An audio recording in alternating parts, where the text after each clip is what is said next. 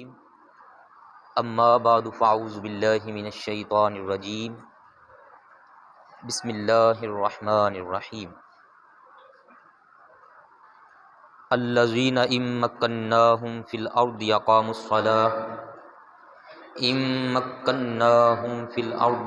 الصلاة وآتوا الزکاة وأمروا بالمعروف ونہوا عن المنکر وللہ عاقبۃ الامور صدق اللہ مولانا العظیم وصدق رسولہ النبی الکریم الامین ان اللہ وملائکتہ یصلون علی النبی یا ایہا الذین آمنوا صلوا علیہ وسلموا تسلیما اللہم صلی علی سیدنا ومولانا محمد وعلی آل سیدنا ومولانا محمد وبارک وسلم الصلاة والسلام علیک یا سیدی یا رسول اللہ وعلی آلک واصحابک یا سیدی یا حبیب اللہ۔ حمد و ثنا کے بعد پیارے بھائیوں، پیارے بزرگوں، پیارے نوجوانوں، پیارے بچوں، السلام علیکم ورحمۃ اللہ وبرکاتہ۔ آپ ماشاءاللہ اتنی بارش کے اندر بھی بڑی محبت سے، محنت سے مسجد میں پہنچ جائیں گے۔ اللہ پاک آپ کا آنا قبول فرمائے۔ چند باتیں آپ بھائیوں نے سماعت فرمانی ہیں۔ آج کل ہمارے ملک کے اندر ایک بڑی بحث چھڑی ہوئی ہے، انتہائی اعلیٰ درجے پر یہ بحث ہو رہی ہے، اور کوشش یہ ہو رہی ہے کہ ایک دوسرے کے خلاف خوب بولا جائے۔ بحث ہے جن کو ہم کہتے ہیں خواجہ سرا، ان کے حوالے سے پاکستان کے اندر ایک قانون بنا، قانون پاس ہوا، جس کا نام انہوں نے رکھا ٹرانسجینڈر ایکٹ۔ اس کے حوالے سے چند باتیں میں آپ کے سامنے رکھنا چاہتا ہوں، قرآن و حدیث اور ہماری اسلامی تعلیمات کی روشنی میں۔ سب سے پہلے نمبر پر قرآن پاک کی جو میں نے آیت سنائی آپ کو، اس کا ذرا مفہوم سن لیجیے۔ یہ 17واں سپارہ ہے، سورت کا نمبر ہے 42، اور سورت کا نام ہے سورہ الحج، اور آیت کا نمبر ہے 41۔ اللہ پاک نے اس میں یہ فرمایا ہے الذین ان مکناہم فی الارض، وہ لوگ جنہیں میں زمین میں اقتدار دے دوں، جن کو حکومت دے دوں، تو ان کی ذمہ داری ہے کیا؟ اقاموا الصلاۃ، نماز کا نظام قائم کریں، وآتوا الزکاۃ، زکوٰۃ کا نظام قائم کریں، وامروا بالمعروف، اچھائی کا جو رواج ہے اس کو عام کریں، خیر بلائی کو عام کریں، بلائی کا آرڈر جاری کریں، حکم جاری کریں، ہر طرف بلائی ہی بلائی پھیلا دینا، بلائی والے معاملات بنانا، بلائی والے قانون بنانا، یہ حکومت کی ذمہ داری میں ہے۔ وَنَهَوْا عَنِ الْمُنْكَرِ، اور برائی والے معاملے سے روکنا، برائی والے برے کاموں سے، بری ایکٹیویٹیز سے، بری عادات سے معاشرے کو، رعایا کو، عوام کو روکنا، یہ حکومت کی ذمہ داری میں اللہ پاک نے یہ بیان فرمایا ہے۔ یہ جو دو چیزیں ہیں نا جی، امر بالمعروف، اچھائی کا دائرہ کار بڑا وسیع ہے، اور ونہوا عن المنکر، برائی کا دائرہ کار بھی بڑا وسیع ہے۔ تو اچھائی کو رواج دینا اور برائی سے روکنا، یہ دونوں حکومت کی ذمہ داری میں شامل ہیں۔ اب ذرا یہ بات سمجھ لینے کے بعد آپ اپنے باہر ممالک سے ہٹ کر اپنے ملک پر نظر ڈالیں۔ تو یہ جو چار چیزیں بیان ہوئی ہیں، یہ چار چیزیں انہوں نے رائج کرنی ہیں اپنی رعایا کے اندر۔ اب ظاہر ہے اپنی رعایا میں جو مسلمان ہیں ان پر تو نماز کا نظام قائم ہو سکتا ہے، لیکن اپنے ہی ملک میں جو مسلمان نہیں ہیں ان پر وہ نظام نماز کا تو قائم نہیں کر سکتے۔ ایسے ہی زکوٰۃ کا نظام، اپنی رعایا جو مسلمان ہیں ان پر تو ہو جائے گا کہ مسلمانوں کو آرڈر ہوگا چلو بھائی زکاتیں دو اپنی، لیکن جو غیر مسلم زکوٰۃ کو مانتے نہیں لیکن ہیں ہمارے ہی پاکستانی شہری ملکی، ہمارے ملک کے رہنے والے، تو ان کے لیے یہ نظام نافذ نہیں ہو سکتا۔ تو ان کے لیے ہوگا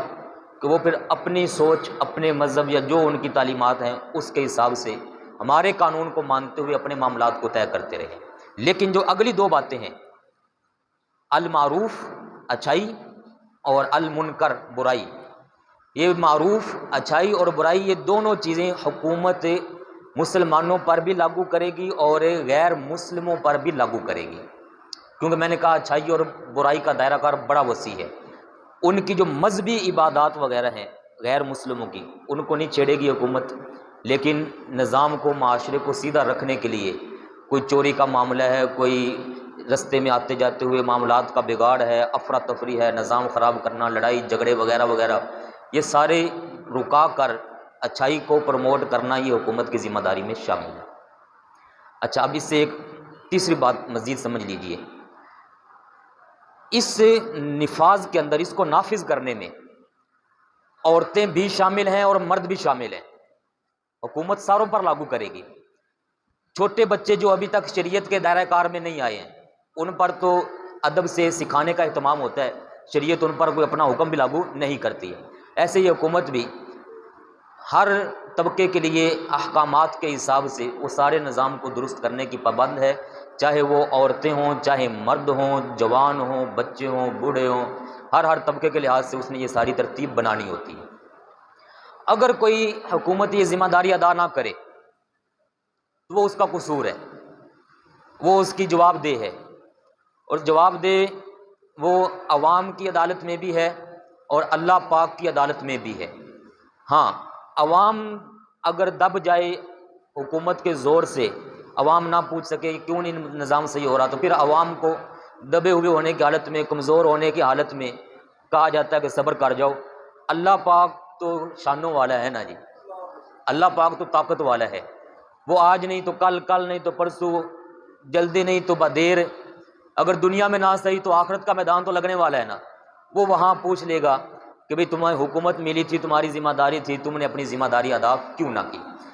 اور اگر آپ بھائیوں کے ذہن میں ہو تو میں نے چند جمعے پہلے اس پر ایک بڑا تفصیلی جمعہ پڑھایا تھا کہ یہ ذمہ داری کا دائرہ کار نیچے سے شروع ہوتا ہے، اپنے گھر سے شروع ہو کر اپنے کارخانے، اپنی فیکٹری، جس کی جہاں جہاں تک حکومت ہے چلتی ہے، پھر ایسے اوپر چلتے چلتے صوبے آ جاتے ہیں، پھر ملک آ جاتے ہیں، اور جو سب سے بڑا وزیر اعظم ہے یا صدر ہے ان کی ذمہ داری پھر ساروں کے اوپر پڑ جاتی ہے۔ یہ میں نے اس پر ایک تفصیلی بات کر دی تھی۔ اب یہ چند چیزیں سمجھ لینے کے بعد ایک چوتھا اور مین جو پوائنٹ ہے وہ ذرا غور کیجیے گا۔ یہ میں بات کر رہا ہوں اپنے معاشرے کی، ابھی اسلام کی بات میں نہیں کر رہا، ابھی جو میں بات کرنے لگا ہوں ہمارے معاشرے میں کیا ہے۔ معاشرے کے اندر صرف اور صرف مرد نہیں رہتے اور صرف عورتیں ہی نہیں رہتی، ہمارے معاشرے میں مرد بھی رہتے ہیں اور عورتیں بھی رہتی ہیں، اور ان دونوں کے علاوہ ایک تیسری جنس جن کو خواجہ سرا کہا جاتا ہے وہ بھی ہمارے ملک کے اندر رہتے ہیں اور ایک بڑی تعداد میں رہتے ہیں۔ مردم شماری کا اگر میں تھوڑا سا اعداد و شمار آپ کو بتاؤں تو جو رپورٹ وغیرہ بنائی ہے نادرا میں، جو رجسٹر ہوئے ہیں ان میں کوئی 28,000 کے قریب یہ خواجہ سرا رجسٹرڈ ہیں، جن کے بارے معلومات ہیں کہ یہ وہ خواجہ سرا ہیں جنہوں نے، جیسے شناختی کارڈ بنتا ہے نا تو اس میں لکھا جاتا ہے کہ مرد ہے یا عورت ہے، ایسے ہی 2011 کے اندر، 2011 میں اس وقت جج صاحب تھے وہ افتخار چودھری صاحب، جسٹس افتخار چودھری صاحب، ان کی موجودگی میں 2011 میں ان کے لیے ایک تیسرا خانہ بنایا گیا تھا کہ جو مرد آئے رجسٹرڈ ہونے کے لیے شناختی کارڈ میں اس کو مرد لکھو، فیمیل عورت آئے تو اس کو عورت لکھو، اور اگر کوئی ایسا ہے جو نہ مرد ہے نہ عورت ہے تو اس کے لیے ایک تیسرا خانہ بھی لازمی بناؤ جس میں یہ شو ہو، لکھا ہوا ہو کہ یہ خواجہ سرا ہے، تاکہ ہم اس کے احکامات کے حساب سے اس کو معاشرے کے اندر ڈیل کر سکیں۔ کئیوں نے رجسٹر اپنے آپ کو کروایا، کئیوں نے نہیں کروایا، یہ جو خواجہ سرا تھے کہ ڈر گئے، نہیں گئے، پتہ نہیں کیا بنے گا ہمارے ساتھ وغیرہ وغیرہ۔ تو جو بہرحال ان کے اعداد و شمار میں آئے اس میں جو محتاط ایک بڑی تعداد میں آپ کو گنوا رہا ہوں، ہو سکتا ہے اس سے زیادہ ہوں، کئی زیادہ ہوں گے، لیکن جو انہوں نے لکھی ہوئی ہے ہمارے پاس اتنے سے آ گئے ہیں نادرہ والوں کی طرف سے جو رپورٹ جاری ہوتی ہے اس میں اتنی تعداد ہے، جس میں کچھ 14,000 سے زیادہ پنجاب کے اندر ہیں، 5,000 کے لگ بھگ کوئی سندھ کے اندر ہیں، 3,000 سے کچھ پلس یہ خیبر پختونخوا میں، اور 81 یا اس سے کچھ پلس یہ بلوچستان کے اندر رجسٹر ہوئے ہیں۔ یہ کل ملا کر کوئی 28,000 یا اس سے کچھ اوپر یہ ان کی تعداد بنتی ہے۔ اب ذرا میں ایک سوال اٹھانے لگا ہوں آپ کے سامنے۔ ہمارا جو معاشرہ ہے نا جی، اس معاشرے میں مرد کو بھی صحیح طریقے سے ڈیل نہیں کیا جاتا، عورت کو بھی صحیح طریقے سے اس کے حقوق نہیں دیے جاتے، تو جو بالکل واضح ہیں کہ یہ مرد ہے یہ عورت ہے ان کو حقوق نہیں مل رہے صحیح طرح، تو آپ کیا تصور کرتے ہیں کہ خواجہ سرا جو لوگ ہیں ان کو حقوق مل رہے ہوں گے؟ سب سے بڑی برائی ان بیچاروں کے حوالے سے جو شروع ہوتی ہے وہ اپنے گھر کے اندر سے شروع ہوتی ہے۔ کیوں؟ والد اور والدہ وہ ہی پہلے نمبر پر ان کو قبول کرنے کے لیے تیار نہیں ہوتے،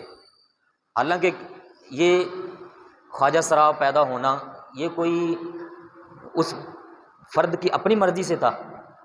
یا اگر ہم مرد بن گئے تو یہ ہماری مرضی سے ہے، یا کوئی عورت پیدا ہوئی تھی اس کی مرضی سے ہے؟ نہیں، خواجہ سرا ہونا، مرد و عورت دونوں کی علامتوں کا مکس ہو جانا، یہ تو ایک بیماری ہے، اور اس میں اس بندے کا کوئی اپنا ذاتی فعل فی الوقت نہیں ہوتا جب وہ پیدائشی حقیقت میں جو خواجہ سرا ہوتا ہے۔ تو معاشرے کے اندر جب مردوں ان عورتوں کو صحیح حقوق نہیں مل رہے تو ان بیچاروں کو تو بڑی دور تک نہیں مل رہے، ہوتا کیا ہے پھر اس کا رزلٹ یہ نکلتا ہے کہ ماں باپ جو ہیں وہ ایسے بچے کو 1 2 4 دن کے بعد یا مہینے 2 4 مہینوں کے بعد جو ہی محسوس کرتے ہیں کہ یہ تو ہے ہی خواجہ سرا،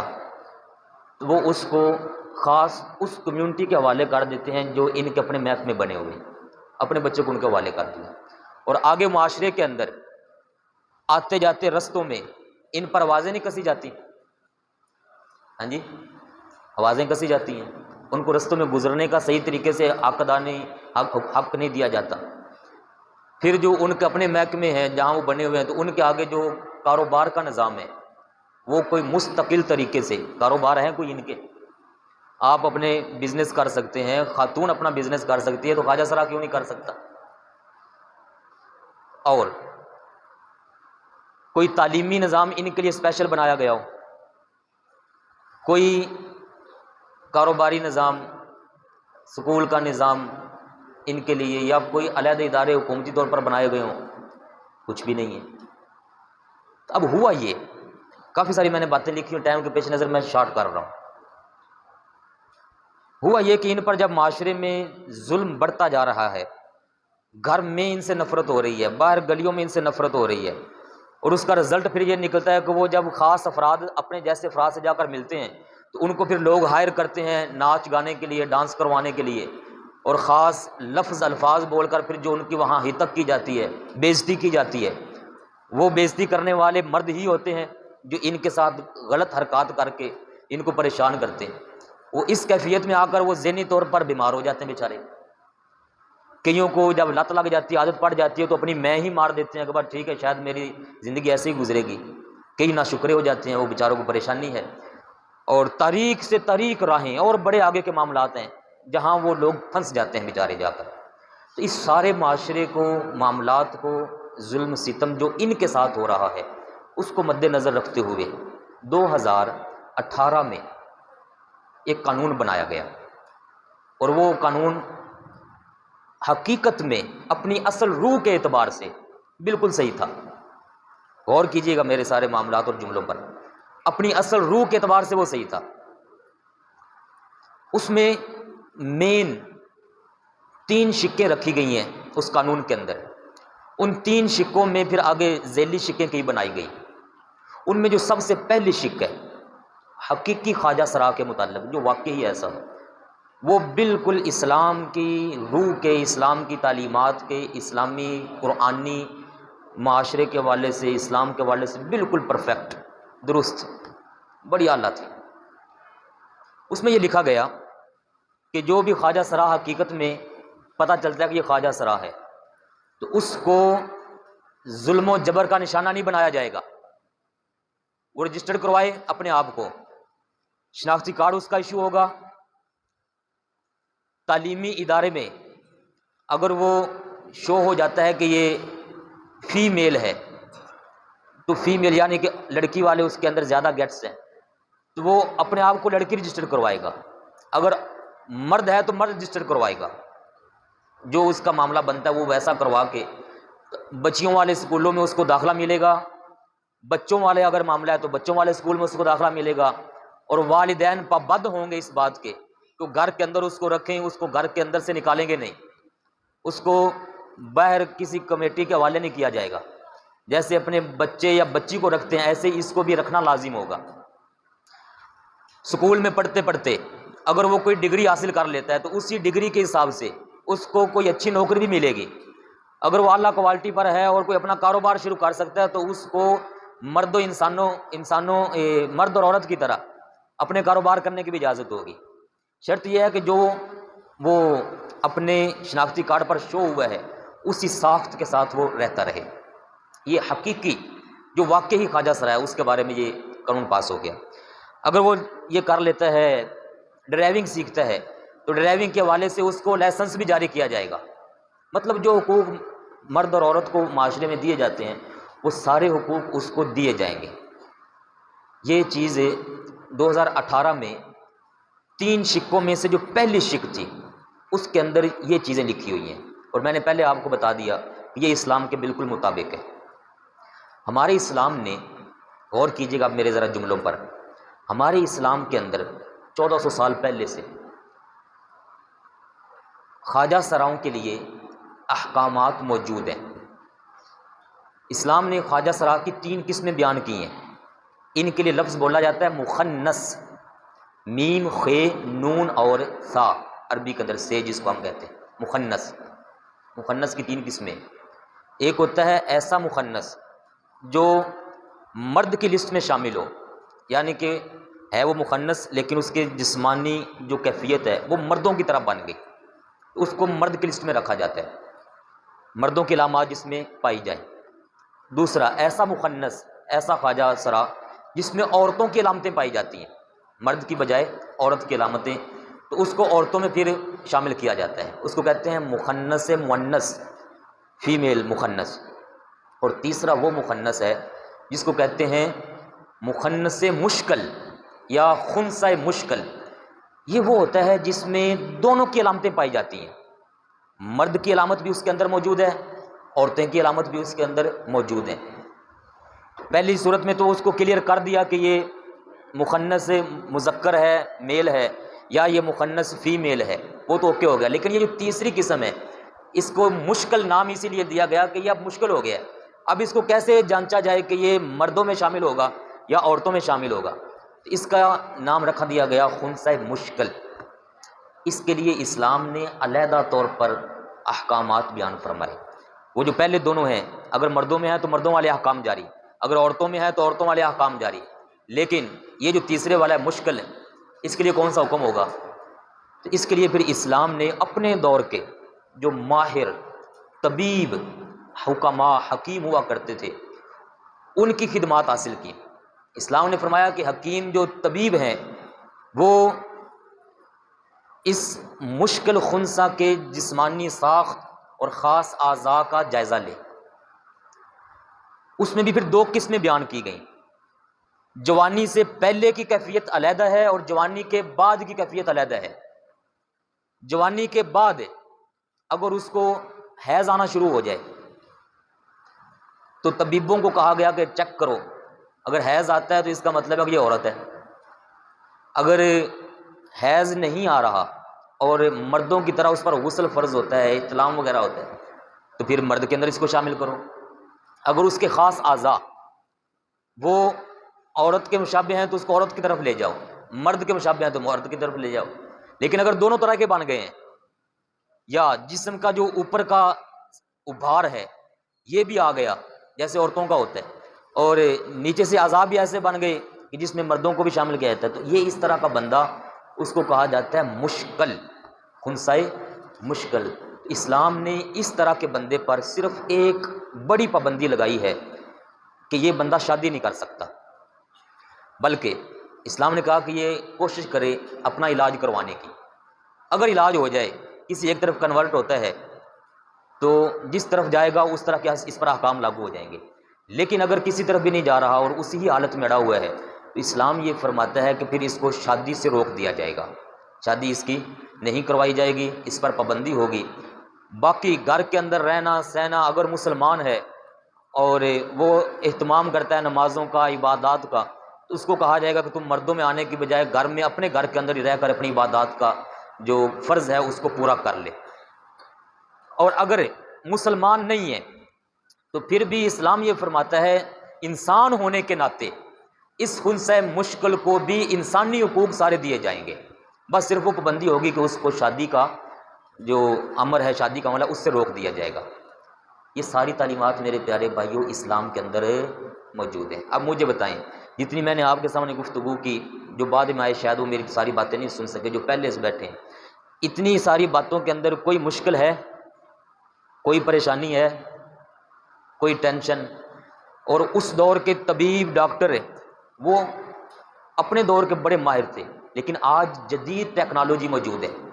ہر طرح کی سہولت موجود ہے، تو آج کے دور میں اگر کوئی خنثی مشکل بھی ہے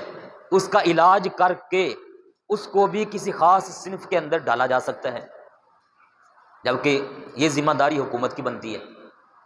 جیسے میں نے پہلے حکومت کی ذمہ داری سنا دی آپ کے سامنے۔ اب اس سارے کے باوجود میں نے جو شروع میں ایک بات کی،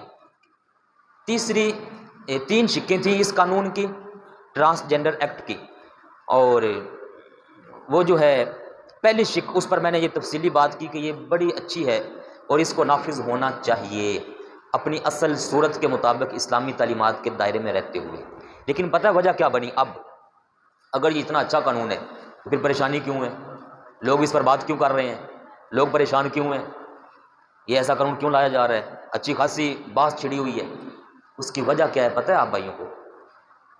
وجہ یہ بنی کہ جس وقت یہ قانون بنایا جا رہا تھا اس وقت اس کی دوسری اور جو تیسری شق ہے اس پر مکمل توجہ اسلامی پوائنٹ آف ویو سے نہیں دی گئی، اس کا نقصان ہو رہا ہے، اور عام بندے سمجھ نہیں پا رہے۔ کئی ایسے ہیں جو صرف تیسری کو ہی ڈسکس کر رہے ہیں، دوسری اور تیسری کو ڈسکس کر رہے ہیں، پہلی کو ڈسکس ہی نہیں کر رہے، حالانکہ اگر پہلی کو ڈسکس کیا جائے تو ان کے حق میں وہ اچھی ہے۔ اور اگر میں یہاں سے بول رہا ہوں، آپ بھائیوں کی کہیں تک آواز ہے،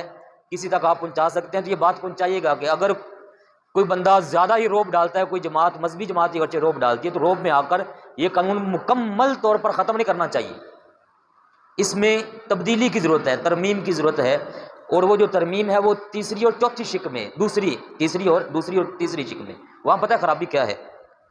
یہ میں نے یہاں اکٹھی کی ہوئی ہیں، اس میں خرابی یہ ہے کہ تیسری شق جو ہے اس میں یہ لکھا گیا ہے کہ خواجہ سرا اپنی مرضی سے، اگر وہ سمجھتا ہے کہ جناب میرے اندر عورتوں والے گیٹس ہیں تو وہ چلا جائے نادرا میں تو وہ اپنے آپ کو عورت رجسٹر کروا دے، اگر وہ کہتا ہے کہ نہیں میرے اندر مردوں والے ہیں تو وہ اپنے آپ کو مردوں والے گیٹس کی وجہ سے، عادات کی وجہ سے مرد کروا دے۔ اور اس میں جو ایک لفظ میں بول گیا ہوں، اپنی مرضی سے، کسی کے ذہن میں یہ آتا ہے کہ میں ایسا ہوں تو ویسا جا کے رجسٹر کروا دے۔ اور آگے پھر یہ لکھا گیا اسی تیسری شق کے اندر کہ نادرا آفس بغیر کسی طبی معائنہ یا سرٹیفکیٹ کے طلب کرنے کے بغیر قانونی طور پر اس بات کا پابند ہے کہ تبدیلی جنس کی درخواست دینے والے مرد یا عورت کی حسب خواہش جیسا وہ چاہتا ہے ویسا اس کا اندراج کر لے، اس کو ویسا لکھ لے۔ ٹرانسجینڈر ایکٹ میں اس قانون کے لیے جو ایک اصطلاح وضع کی گئی ہے اس کا نام انہوں نے رکھا ہے سیلف پرسیوڈ جینڈر آئیڈینٹی۔ یہ اس کا نام دے کر انہوں نے کہا کہ جناب اس کو اندراج کرنا چاہیے، اور یہ شق بنیادی طور پر اسلام کی روح کے خلاف ہے۔ جب اسلام نے یہ فرمایا ہے کہ ماہرین ڈاکٹروں طبیبوں سے رجسٹر سرٹیفکیٹ لیا جائے، معائنہ کیا جائے، ان کا سرٹیفکیٹ لے کر اندراج کیا جائے کہ یہ جو خنثی مشکل ہے اس کا حکم یہ والا ہے، تو پھر اپنی مرضی کو بیچ میں شامل کیوں کیا گیا؟ مین پوائنٹ یہ ہے، اپنی مرضی کا جو مسئلہ ہے نا جی، اس پر بات ہو رہی ہے، اور کہنے والے یہ کہتے ہیں کہ یہ اپنی مرضی کو ختم کیا جائے اور طبی معائنہ ماہر میڈیکل بورڈ بنایا جائے، اور ان ڈاکٹروں کے پورے بورڈ سے، ایک آدھا ڈاکٹر نہیں، پورے بورڈ سے سرٹیفکیٹ جاری ہو خنثی مشکل کے لیے، اور وہ جو سرٹیفکیٹ جاری کریں اس کے حساب سے اس کو اندراج کیا جائے، شناختی کارڈ اس کا بنایا جائے، تاکہ کوئی بھی نفسیاتی مریض، میرے غور کیجیے گا، نفسیاتی مریض، جنسی ہوس کا شہوت سے بھرا ہوا آدمی، لبرل قسم کا آدمی، یہ اسلامی قانون کو نہ مانتا ہو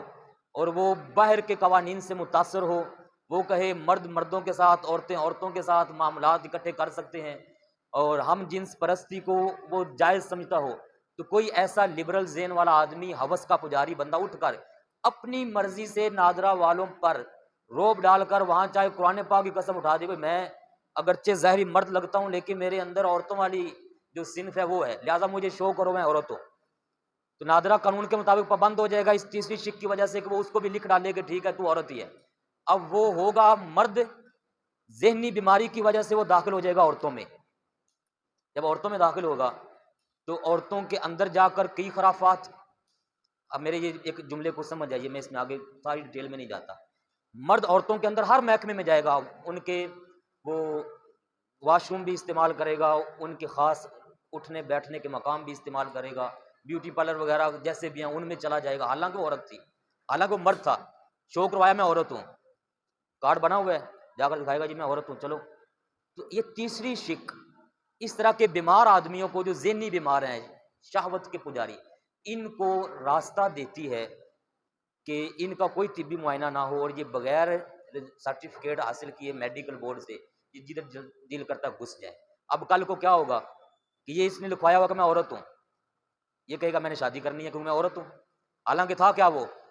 مرد، تو وہ کہے گا کہ جناب میری کسی مرد سے شادی کرواؤ، عورت شو ہے کارڈ پر، تو وہ کسی مرد سے شادی کر لے گا، تو مرد کی شادی مرد کے ساتھ، ہم جنس پرستی۔ اور میں نے اس پر لکھی ہوئی ہیں یہ قرآن پاک کی 7 آیات، وقت چونکہ اوپر جا رہا ہے میں اس لیے سنا نہیں رہا ہوں، صرف میں آپ کو آیات کے حوالے دے دیتا ہوں۔ سورہ الاعراف کی آیہ مبارکہ نمبر 81، سورہ العنکبوت کی آیہ مبارکہ نمبر 26، الاعراف کی سورہ الاعراف کی آیہ مبارکہ نمبر 84، سورہ ہود کی آیہ مبارکہ نمبر 82 اور 83، یہ 5-6 آیات ہیں جو واضح طور پر ارشاد فرماتی ہیں کہ ہم جنس پرستی، مرد کا مرد کے ساتھ معاملات اس طریقے سے اکٹھا ہو کے کرنا حرام ہے، لعنتیوں والا کام ہے، اور ایک قوم کا تذکرہ کیا گیا ہے جس قوم کے اندر یہ برا فعل پایا گیا تھا، اللہ پاک نے ساری بستی کو زمین سے اٹھا کر آسمانوں پر بلند کر کے الٹا کر کے نیچے دے مارا تھا، اور صرف اتنا ہی نہیں بلکہ اس کے بعد اس قوم کے اوپر پتھر برسائے گئے تھے، اور آج تک وہ زمین عذاب کا منظر بنی ہوئی ہے، قرآن پاک میں یہ ساری باتیں لکھی ہوئی۔ یہ تیسری شک اس سے ہم جنس پرستی والے راستے کو کھولتی ہے، جس پر مذہبی حلقوں کا اعتراض ہے کہ ہم اس کو ترمیم کروانا چاہتے ہیں، اس کو چینج کروانا چاہتے ہیں، یہ نہیں ہونی چاہیے۔ اور ایک جو اس میں خاص مسئلہ بیان کیا جا رہا ہے وہ وہی کہ اپنی طے کردہ جنس کے مطابق، اور ایک شک اس میں یہ لکھی گئی ہے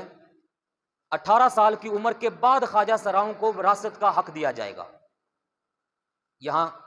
یہ شک نمبر 3 کے ذیلی جو شاخیں ہیں اس میں ایک 7ویں شاخ بنتی ہے، اس میں یہ لکھا ہوا ہے 18 سال کے بعد، حالانکہ وراثت سے تعلق رکھنے والے بھائی جانتے ہیں بچہ اگر 1 منٹ کا بھی ہو، بچہ پیدا ہوا ہے 1 منٹ کا بھی بچہ ہے، 1 دن کا بچہ ہے، 1 گھنٹے کا بچہ ہے، اسلام اگر باپ فوت ہو جائے یا ماں فوت ہو جائے، اسلام فوری طور پر اس بچے کو بھی وراثت کے اندر برابر جیسے اس کا حق ہے اس کا حکم سنا دیتے ہیں، اور اس شک نے کہا کہ 18 سال کے بعد یہ فیصلہ ہوگا تاکہ اس کے معاملات کو دیکھا جا سکے، یہ بھی اسلام کے مخالف شک ہے۔ یہ 4-5 باتیں جو میں نے اینڈ پر کی ہیں، ان کی جو خرابی ہے وہ ایک تو قانون کا غلط استعمال، دوسرے نمبر پر یہ ہم جنس پرستی کو عام کرنا، اور تیسرے نمبر پر تغیر خلق، اپنے آپ کو تبدیل کروانا، یہ قرآن پاک کے حکم کے خلاف ہے، اور اس پر آیت ہے قرآن عظیم میں سورہ النساء کے اندر 118 نمبر آیت، یہ اپنے آپ کو مرد ہونے کے باوجود عورت لکھوانا یہ حرام ہے۔ پھر اس میں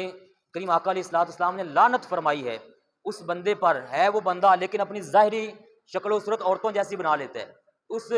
مرد پر بھی لعنت، اور اگر ایسی عورت ہے جو ہے عورت ہے اور اپنی ظاہری شکل و صورت بال شال کپڑے شپڑے وہ مردوں جیسی پہنتی ہے، اس پر بھی لعنت ڈالی گئی ہے۔ اور پھر چوتھی جو خرابی اس میں ہے وہ وراثت والے معاملے میں، اور پانچویں خرابی تیسری دوسری اور ساتویں شق کے اندر جھوٹ اور دھوکہ دہی والا معاملہ اس کے اندر آئے گا، اور جو چھویں خرابی اس کے اندر آئے گی وہ ہے بے پردگی اور بے حیائی کا بڑا عام ہو جانا، اور اس عام ہونے کو قانونی تحفظ مل جانا، قانون کے اندر اس چیز کا عام ہو جانا۔ مرد اور عورت کی ہم مشابہت جو ہے یہ ساری چیزیں مخالف ہیں، اور آپ بھائی جو جانتے ہیں ان معاملات کو، آپ کو پتہ ہوگا کہ ہمارا آئین، ملک پاکستان کا آئین وہ یہ کہتا ہے کہ پاکستان کے آئین کے اندر کوئی بھی شق، کوئی بھی قانون ایسا نہیں بنایا جائے گا جو اسلامی تعلیمات کے خلاف ہو، اور یہ ہمارے آئین میں لکھا ہوا ہے کہ جتنے بھی نیچے کے لوگ ہیں ان کا کام ہے نفاذ کرنا، اصل جو حاکمیت ہے ملک پاکستان پر وہ اللہ تبارک و تعالیٰ کی، اس کے پیارے نبی کریم علیہ الصلوۃ والسلام اور قرآن عظیم کی تسلیم کی جائے گی۔ لہٰذا کوئی بھائی اگر بعد میں آیا ہو، اس کو میری ساری بات ذہن میں نہ بیٹھی ہو، تو میں کہوں گا یہ میری ساری ویڈیو شروع سے دیکھیں اور شروع سے اینڈ تک پوری بات کو سمجھنے کی کوشش کریں۔ یہ قانون مطلقاً خراب نہیں ہے، ایک شق کے لحاظ سے بہت اچھا ہے خواجہ سراؤں کے حوالے سے، لیکن جو چند اس کے اندر خرابیاں ہیں اگر ان کو صحیح کر لیا جائے تو ہمارے معاشرے میں بہت اچھی اس کا رزلٹ آ سکتا ہے۔ اللہ تعالیٰ ہم سب کو اسلامی تعلیمات پر عمل کر کے اپنی آخرت سنوارنے کی توفیق عطا فرمائے۔